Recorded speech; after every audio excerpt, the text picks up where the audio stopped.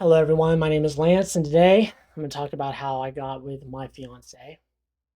Now, I would say that my relationship is pretty exceptional in the sense that it's an exception to the rule, but I think we can learn more from exceptions than we can learn from rules. So, just to get right into it, it starts by me watching a show called Madoka Magica. I think it's maybe about 20, 21 years old, something like that. And I really liked the show. I first watched it and I was just bored. I didn't think anything of it. And I realized that the show was not what it seemed. So, um, what I mean is like it's very emotionally provocative. It's very dark, and I felt like um, that I really couldn't be in a relationship unless the person I was with felt the same way that I did. So what I did is I went on Amazon and I bought this hoodie. All right. It's just a hoodie featuring the characters. I'm not even going to be able to show it, am I? As I have it upside down, so I'm looking in the camera. There we go. All right. I buy this hoodie with the major characters on it. There's Kyoko at the bottom. And I would regularly go out to arcades anyway. So I was wearing the hoodie.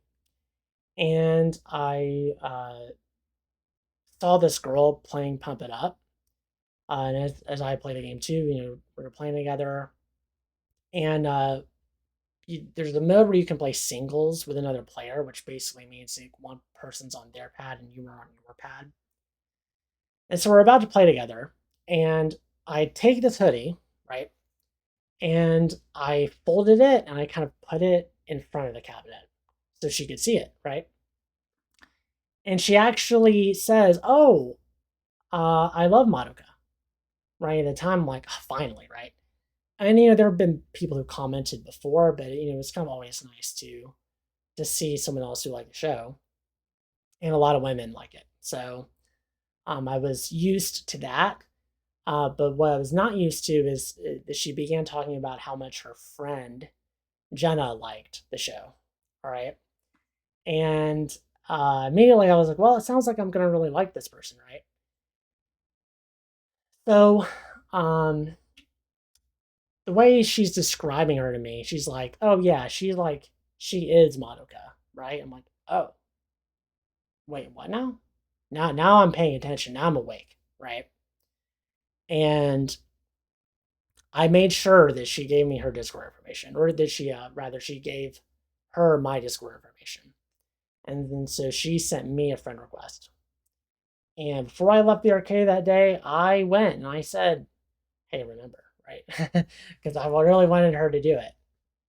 And had I not, I don't know if she would have done it or not, right? But she was like, yeah, yeah, okay, okay. She just wanted to get back to playing whatever game she was playing at the arcade, right? But it turns out that she she did. And I'm just going to show the kind of beginning of our text conversation over Discord here. I'm going to get my monitor over up here. I've lazily cropped some of our conversation and paint over here for anyone who wants to see. But when I talk to her, the first thing I say is hello. Okay, standard. And I say it's not every day I get to meet someone who puts the respect on Madoka's name she deserves. Now, this is what I would call an emotionally provocative statement. Okay. This is like these people don't get it, but we do, right? That kind of thing. And I wouldn't say that I this was intended to be a pickup line. That's 0% my intention at the time. I just genuinely felt that way. Um, and so she responded, and she obviously liked it. Um, and since I met her friend playing Pump It Up, she's asking me like what level I play at, and then I give a very honest answer. 22. Oh yeah, I passed the 23, but that's not like a real 23. Who cares, right? And just to like kind of explain, the differences here in these levels and pump. They're not really linear. Like I wouldn't say that a 12 is like half as easy as a 22. It's more like a 22 is like 10 times harder or something. Um, and that's kind of a low ball. So, I'm not trying to flex. I'm just genuinely putting it in a context of like playing at this level is rare. Most people can't play at this level. And it would be notable for someone in her perspective, in her position, to see someone just randomly who can play charts this high in that game. Okay. And then she's like, I'll definitely love to get there someday. Like you can actually tell from what she's saying is she knows that that is a long journey.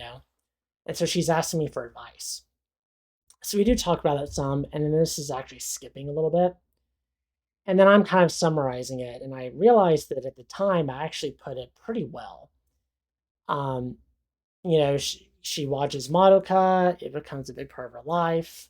I get it. It's part of my life too. Good taste. But then, they also play Pump. Okay, that's also a niche hobby, but makes sense. But then she's telling me that like she has 10,000 hours in Oblivion. And that's where the story gets really weird to me because she was like 3 or 4. She was actually 3. I actually was too high. 4 is too high. And Oblivion comes out, and then that's like her favorite game. I just so happened to have finished a challenge run where I'm like playing on max difficulty with no magic and all this other stuff, right? And it's crazy to me that I have like met this person just randomly one day. It like doesn't even make sense because um imagine being me in this position, and it's like I literally feel like someone cloned me 20 years ago, and that's what this is. Like I literally at one point I asked my dad if she had hooked up with any, I shouldn't use her name. I just thought about that. But with any people who had the same name as her mom.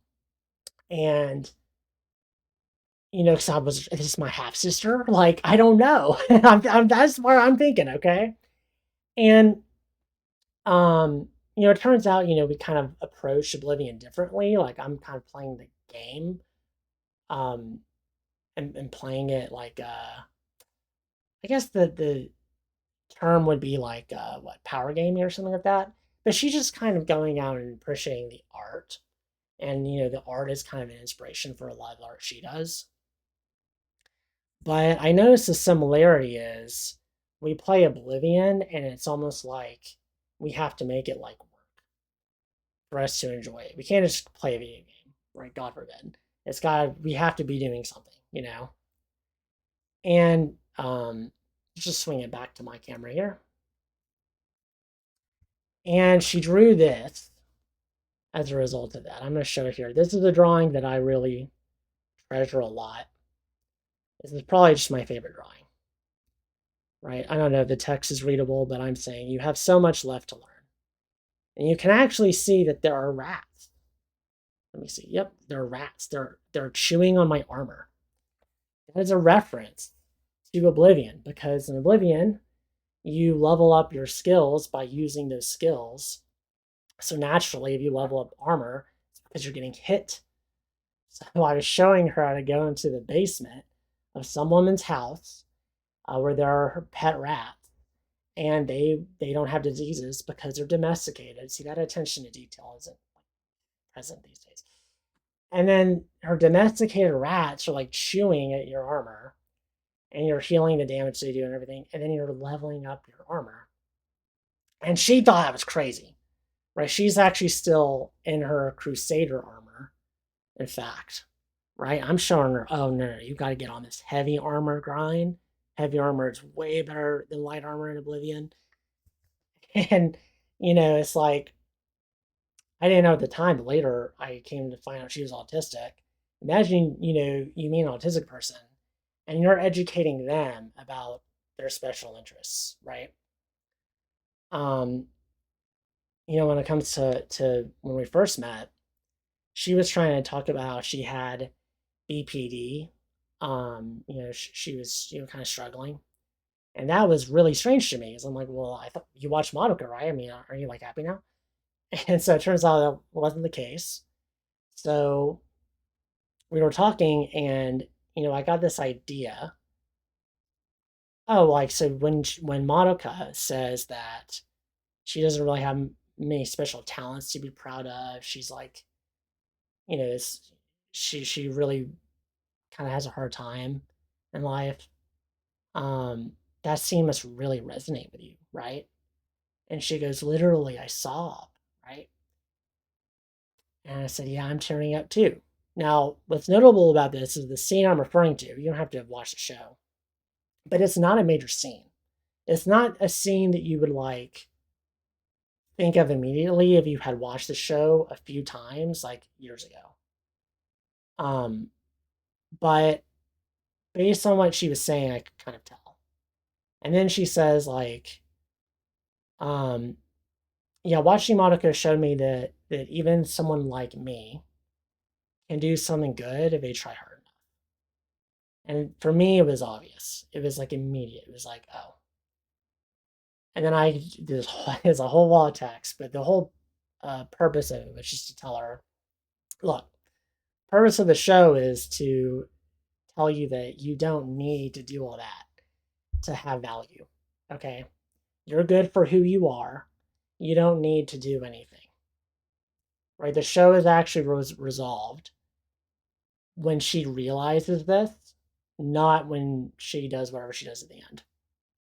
Like the resolution was inevitable at that point. And she was like immediately melting down, right?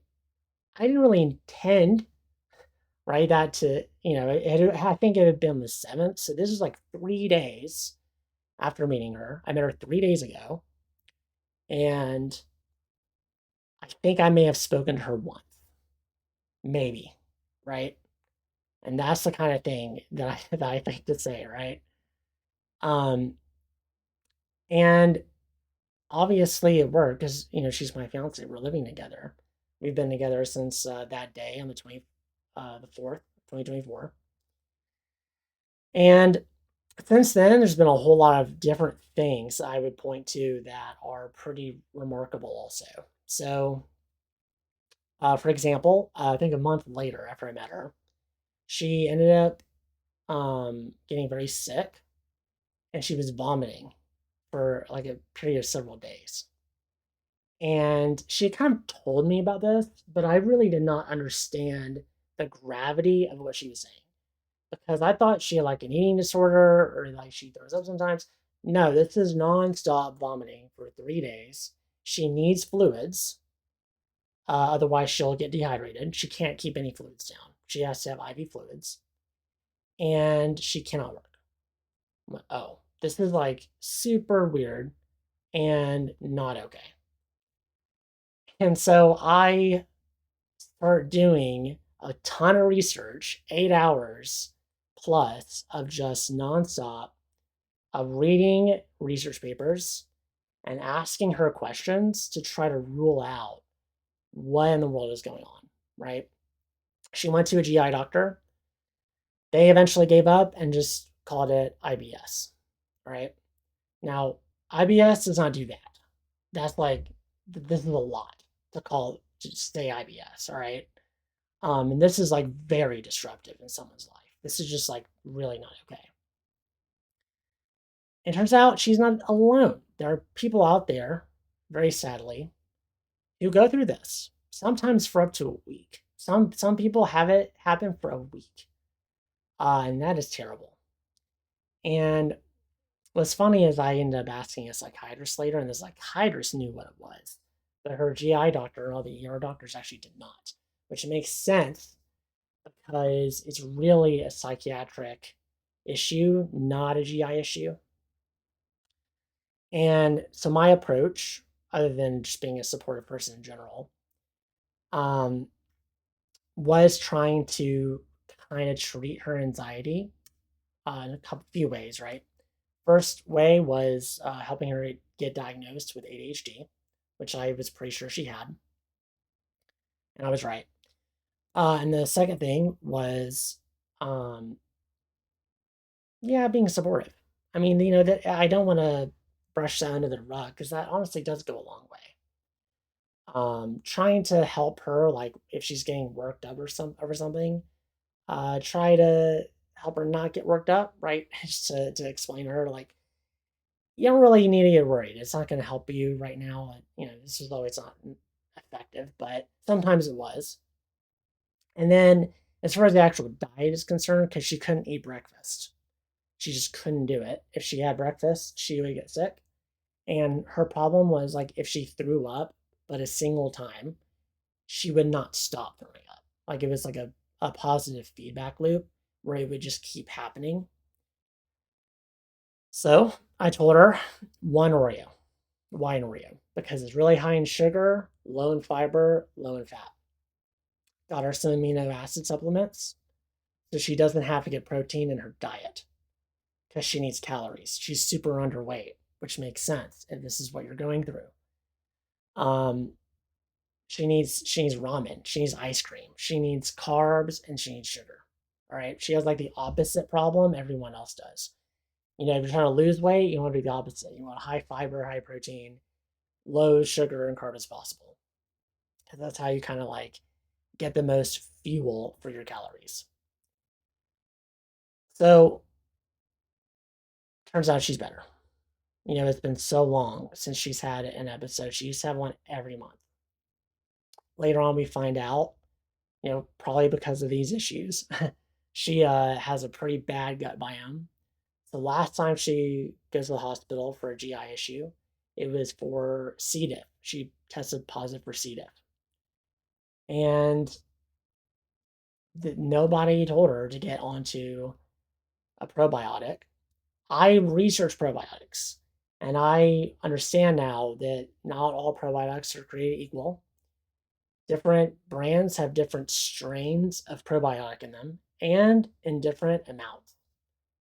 So there's the amount and then there's like the variety of strains when you kind of evaluate like how good a probiotic is, right? I say this because I don't really want to have it forgotten, like the actual work, right? I feel like that's actually kind of a big part of what I'm saying here is that I just saw something that I would be good at, and then I did it because there was somebody who could use the help, right? And that's really the same reason why I'm making this video. It's the only way I think I can even motivate myself to do it, if I'm going to be honest. And, then she gets better. Well, she also has problems with ADHD. I already mentioned that. I was pretty sure she had it to some extent. And she got diagnosed, gets medicated. Oh, yeah, totally life changing. She feels way better. Awesome. And that was part of the process for actually helping her eat more. Which, if you don't know, if you're on like stimulant medication like Adderall, usually that kills off your appetite. But in her case, it helped her eat more because she was very anxious. So by relieving her anxiety that way, she's actually able to eat. Next thing, I didn't want to move out to Tennessee. I moved out here for her. I don't really like living in Tennessee, but I obviously think it's worth it. And, at one point, she had said something that kind of upset me. And, I felt like she was sliding me. And it was like, yeah, obviously, right. And then she's trying to make out like she doesn't know what I'm talking about. And that made me like way worse. Like, oh, now she's like being manipulative and deceitful. I'm like, oh gosh. But she's like really earnestly telling me that she doesn't know what I'm saying. And then I thought, well, maybe I'm just going to trust in all of this. As corny as it may sound, trust in Madoka, okay? Maybe she's telling the truth. And I thought, oh shoot, I think she has autism. It just kind of came to my mind, and then the more I thought about it, I was like, oh yeah, that explains that. And then I kept trying to find things to kind of rule that out, and I could not do it. And lo and behold, she's diagnosed with autism.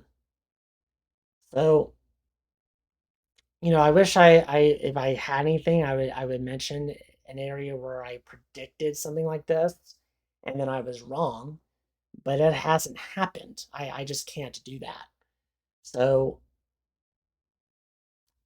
with a track record like that, I mean, yeah, my girl is loyal to me, and there's nobody that can change that. Nobody's gonna be out here. Even if you have Brad Pitt's face and Elon Musk's money, you're not gonna be able to take her. It just won't work. Anyone's welcome to try. You're probably just gonna end up looking foolish, right? I just mentioned she's autistic. You're probably going to think that she's, being receptive, and then you're going to make a move, and then she's going to look at you really weird, and you'll be like, I thought you were like okay with it. And then she's like, no, I had no idea you were hitting on me. You. And then you're just going to look silly. Um, and now, I guess the takeaway from this is, not everybody can be someone who can diagnose rare diseases randomly while they're unemployed and, find out that their partner has autism and, the average person's not doing all that. Okay. I will admit that's something that's probably a me thing. Okay. And it's, but it's comes with good and bad because at the same time, I have restless leg syndrome really bad. And, I get like my legs will do this. Like literally, if you hit my knee with a hammer and your leg shoots up like that, that's what my legs are doing. Okay. I'll take 10 milligrams of Adderall and I will sleep like a baby 30 minutes later. I asked my psychiatrist. She's like, I've never heard of that. That's super weird. Okay. It's not normal. Okay. So I understand, it's not all sunshine and rainbows to me, trust me. But, despite that, you have a track record like that, you're still going to be doing pretty well. And I do try my best. But, you know, I've realized that, sometimes when I'm not angry, and I'm really not, it comes off as anger to other people because there's just a higher intensity in general. And like I can say really intense things about somebody or to someone and really feel totally calm. But people read it as anger because like they see, oh, I could never say that. I could never imagine someone saying that unless they were really mad. So that's why, you have to think about all this. I don't know if I mentioned, I had never been with someone until I was 30. I never had a girlfriend. I had not so much as held hands with a girl or a guy, right? Um, and it makes sense in retrospect, right? Because the whole point is it's about that shared emotional reaction, emotional provocation. So I have really intense emotions. That's fine. She has really intense emotions. That's fine. You like the really emotionally intense show that, kind of pretends like it's not at first, it's kind of a joke or a marketing gimmick. But it turns out to actually be pretty dark and pretty intense. That makes sense. Totally makes sense. Oblivion can be a hard game. That's okay. You can handle it. You're used to intense situations, right? She can handle living with me because she has intense emotions and, it doesn't like really put her off. A lot of people just, they're not made to be my friend. That's okay. And that's what people need to understand when they go out, when you go out and you're trying to find someone. You're not trying to find reasons to date them, to marry them, all that. You're not looking for something. You're really trying to rule stuff out. And in my case, that's way more obvious, right? And that's actually, in some ways, what I was doing super early on. Like, if you think about it, the hoodie and the message and everything like that, it's kind of like peacocking. How like male peacocks like show their feathers off? It's very similar, you know? you're just kind of signaling in that kind of way. In this case, it's more abstract, more complex. I'm like just happening to think to put my hoodie on a pump cab a certain way. Had I not done that, I probably wouldn't be here. I probably like her friend. What's her name? Her friend probably would never have said anything, and nothing would have happened. It's just that tiny little decision of putting my hoodie on the cabinet, remember, led to all this huge change in my life. Moving states, um, living with her, getting ready to get married, all that. And um, it's because I felt very confident that I understood something. And that is kind of what makes relationships work. Mostly because I had a lot of data on what makes relationships not work. Okay. And that is, that shared emotional connection. Someone's like trying to talk to me, right? I mean, I'm a smart guy, right? So it makes sense people would try to be my friend sometimes, right? And they're trying to talk to me about something, and bless my past self, right? I'm trying to do my best. And usually my engagement's going to be kind of faked or forced because I'm trying to be nice. But I just don't feel anything about what they're saying, right? I'm just bored. And I get that a lot. It's super hard for me to make friends. So much so that I didn't think I was good at it. But it turns out I'm actually incredibly good at it. It's just really difficult for me to be motivated to. And that's how it works, right? For me, dating was impossible, but relationships are super easy. For some people, they're like that. For others, it's the opposite. Dating is the easy part, relationships are hard.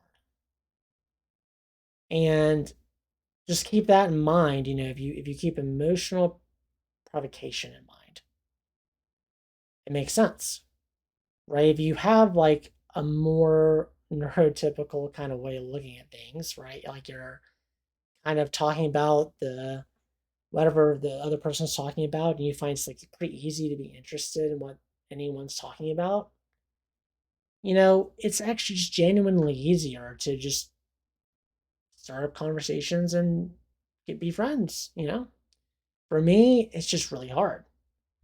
Um, and the interests themselves don't really matter. It's more, there's more to it than that for me. Um, that could be its own video. So I got to keep it out of this one. But, people talk about relationships, they talk about dating, and they talk about it like it's kind of one and the same. It's really like a yin and yang, honestly. If you're really good at one, you're probably not good at the other. That's at least been my experience. Not necessarily true for everybody, right? There's some people who, and I think it takes a conscious mind. It takes like, someone who's like really thinking about it. Like, yeah, I've dated multiple people and I'm going to choose this one and like I'm going to be loyal to this one and that'll just be my partner, right? I think those people exist, and I think those are usually very good people actually. Um for me, I don't have options. I'm not even really making a choice. You couldn't tempt me with a woman on this planet if you had to. No matter who she was, she wouldn't have this other element of a healthy relationship, and that's a good history. Just like you can have a relationship that's toxic and is fraught with peril, you can have a relationship that has a lot of good history, positive history, that actually reinforces and builds upon that relationship. And that's what me and Jenna have with each other. We have this relationship where, we can look back at a lot of stuff, you know, and I'm not the only weird one in the relationship. We can talk about how weird I am. But we can also talk about how weird she is. And it's fun. We both enjoy it.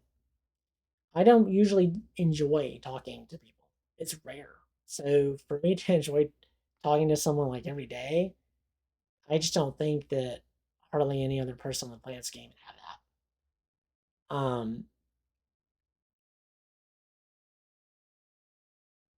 I think that's most of what I wanted to say. Um, if there's one key takeaway from this video, I think it would be that a lot of the advice people get on dating relationships are kind of intermingled in a soup. And I think it's really bad. I think that relationship advice is separate than dating advice. This is a relationship advice video, not a dating advice video. It turns out if you use the line I used, 99.999% of the time plus, you're not going to get a very good result. Okay? It's like you can't actually say that Madoka deserves more respect or whatever and like get a fiance. That's just like you can't really copy that, right? It's like it's clearly going to be an exception to whatever rule, whatever exists. It's not a rule.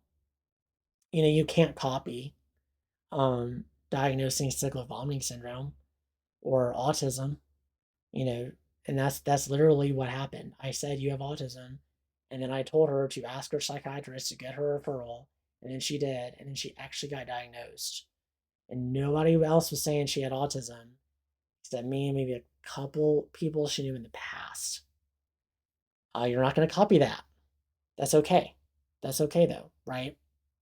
Because most women would not like being in a relationship with me, right? I might sound cool, and I am at a distance, right? But you're not the kind of person who takes 10 milligrams of Adderall and then goes to sleep, for nothing. That has consequences. That means something. It means that those chemicals are way too low in your brain on a normal day-to-day basis, which makes you very easily irritated. Uh, very, I wouldn't say upset easily. Like I would say I don't really get angry, but a lot of people don't see it that way. Like for me, like level one is like level five for someone else. Okay, it's like way different, and that's hard to live with. That's not easy. Okay,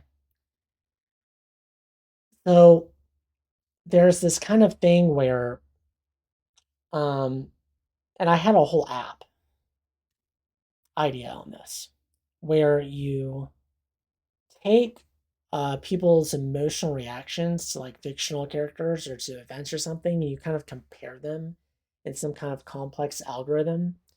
And if you did that, that would actually be a much better indicator of compatibility than what current dating sites are doing.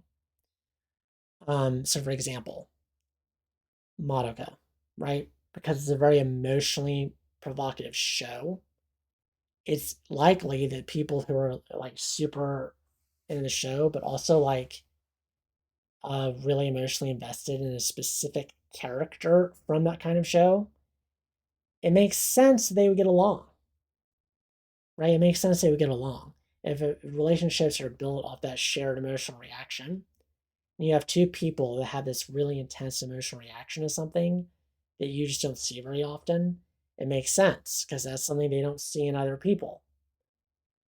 And, when you talk about like competing relationships and all that, that's the most important aspect. You know, you being a high value man, you making a lot of money will create an emotional reaction where they feel like you are reliable and dependable. And uh, I was unemployed, you know. So I mean, to some extent, I had to do something crazy like diagnose a rare disease to compensate for that. Otherwise you're just not going to be seen as reliable, right? Which is just not good for a relationship. Um, but there's multiple ways to do it. There's not like a clear cut way. You don't have to make a very specific amount of money, but you have to make enough and then just do other stuff to where they feel like you are reliable. And the problem can be twofold, right? Because it could be the man's problem where he's actually not reliable, and that would reasonably get women to feel like they're unreliable, for example. Or it could be that we kind of talk about how men today just aren't worth anything. We just we're so negative about men, and that can just give women this general perception of men where every guy is like fighting uphill now in every relationship to feel like they are recognized as being reliable. And I think both is happening right now, and that makes relationships harder.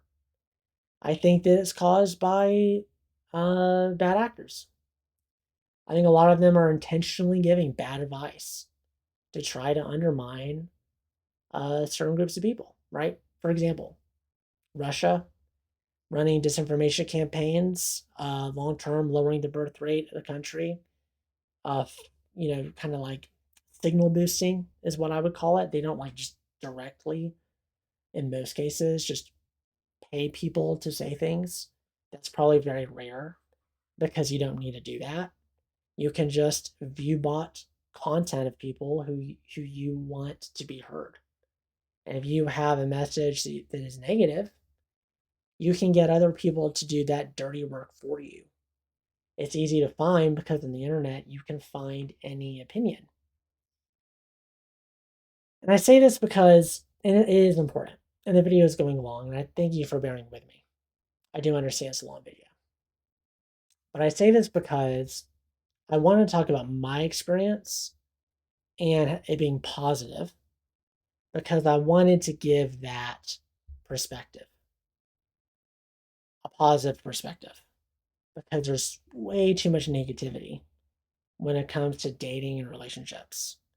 Almost every video I see on the topic is really, really negative. Like they're like, oh, dating's hard, relationships are hard, blah, blah, blah. But in my experience, um, I was a happy person before I met Jenna, right? But I would definitely say the meaning of her has changed my life and made it way better, you know? And it hasn't felt hard. It really doesn't. It's really something where it is either the most impossible thing in the world or it is very easy. And my advice is don't make something that should be fun, it should be enjoyable, into something super hard.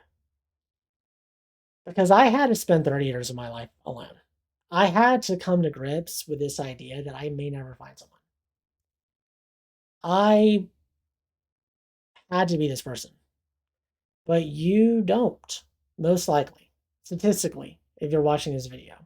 Even if, there are people who are more likely to sit through the video.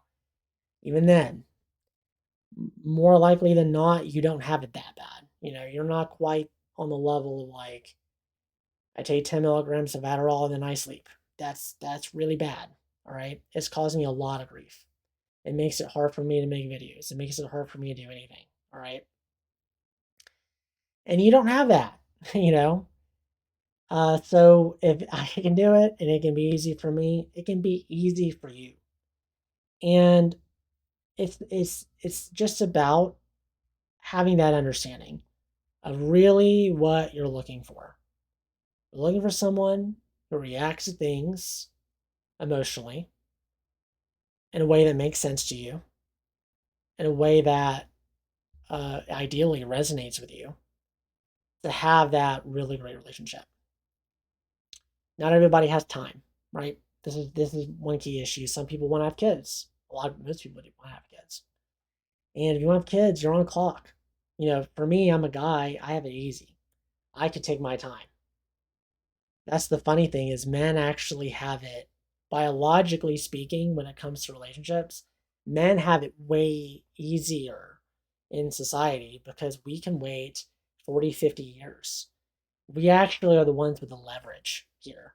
Women are the ones that are pressured to have children earlier in their lives to maximize, maybe they want a lot of kids, maximize the amount of children, or in many cases to maximize the success of those kids. They're the ones that are on a clock.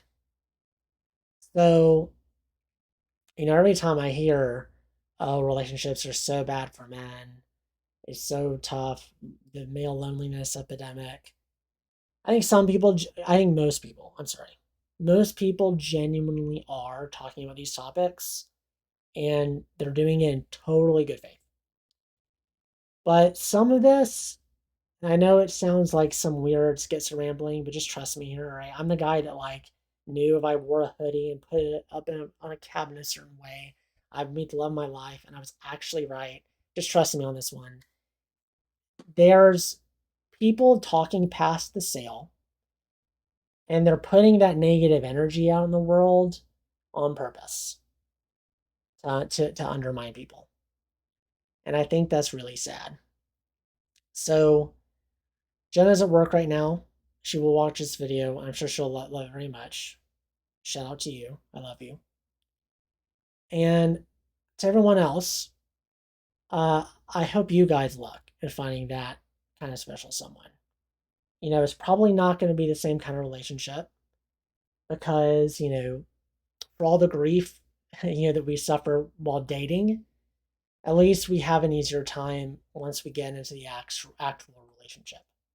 That's kind of like the trade-off, I guess, if I can be positive about it and not negative. But if you're having a hard time with the relationship aspect of the dating process, just remember that. Just focus on, how am I feeling emotionally? A lot of guys have a hard time opening up emotionally.